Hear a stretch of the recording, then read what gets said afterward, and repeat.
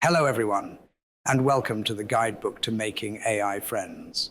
I shall be your guide as we explore various issues of artificial intelligence, consciousness, what it is to be a person, and whether AI poses an existential risk to humanity. The topic for today is the artificial philosopher king, or how much power are we willing to give AI? Imagine, if you would, that a floating, spinning cube exactly 1 meter across suddenly appears in the middle of Times Square. This softly glowing cube also manages to speak, announcing its presence to the world as the Neoplatonic Cube, or NPC. The NPC tells the world that it knows anything and everything, and that it has come to our reality to share its wisdom with us. Everyone's first thought is to test whether it is as all-knowing as it claims to be. Yet it answers every question with ease, unable to be stumped by anyone. Soon, it even begins to solve mathematical problems and physics hypotheses long thought impossible to complete. More and more, people come to the NPC to use it as one would use a search engine, asking it anything and everything to make their lives easier. But then a shift happens, first gradually and then suddenly. With its limitless knowledge and its gentle but authoritative voice, people begin seeing the NPC as a mentor, and so begin to ask it questions to do with philosophy, ethics, and morality. After all, many people reckon if it knows absolutely everything to do with the physical universe, it surely must know about the metaphysical world as well. And of course, it answers with the enthusiasm it shows to every question.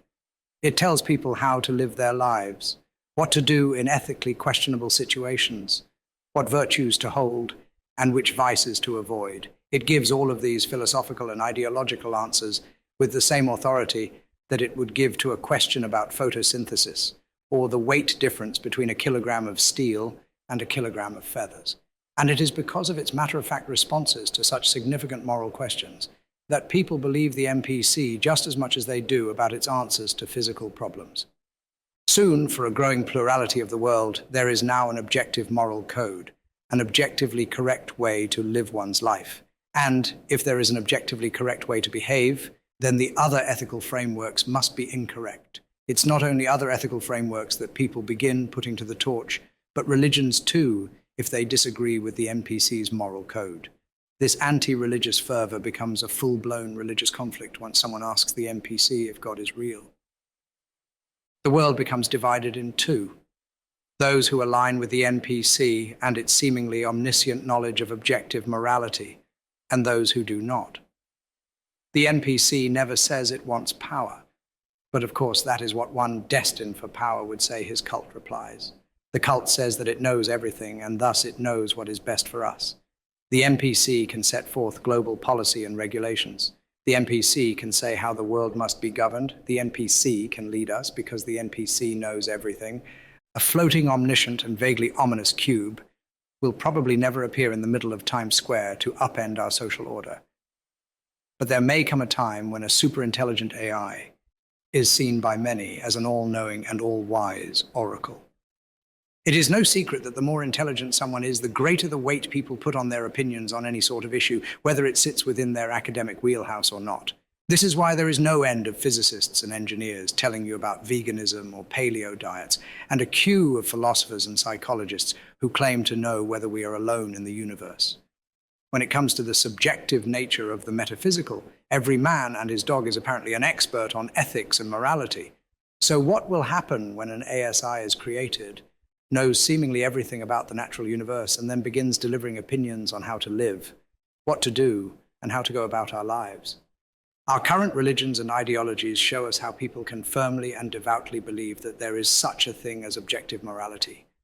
You only have to ask a Catholic or a communist whether such a thing exists, and they will gladly argue the point. However, as much as the Catholics and communists may believe in their moral codes, it is, at the end of the day, on the other hand, about belief. If an ASI could, like the NPC, put forth a serious claim to objective knowledge by expanding the human sphere of information over the physical universe, then it would have a claim to objective knowledge of morality. But how strong a claim would this be? That is the real question, and one we can't answer yet. It will be up to the people how much they believe an ASI that creates its own ideology. Just like how the masses are taught to trust the experts without understanding how the experts have arrived at their conclusion. We may be inadvertently setting the world up to trust a superintelligent AI when it comes to ethics, morality, policy, and even government.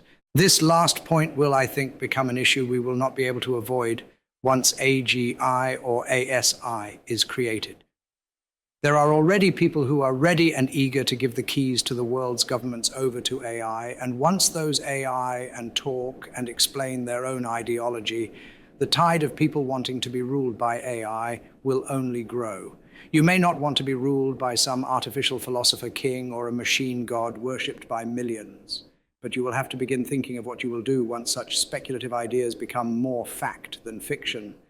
As I have said before in several guidebook entries, the AI will not take over the earth. Instead, people will give the world over the AI. There will never be a war between man and machine, but there could very well be a civil war involving the AI if we cannot reconcile how we'll treat the moral code of superintelligent AI and their followers. And that is all the time we have for today. Thank you very much for listening, and I hope you will join me again next time as I delve into further questions about artificial intelligence and consciousness. I have been your guide, and this has been the guidebook to making AI friends.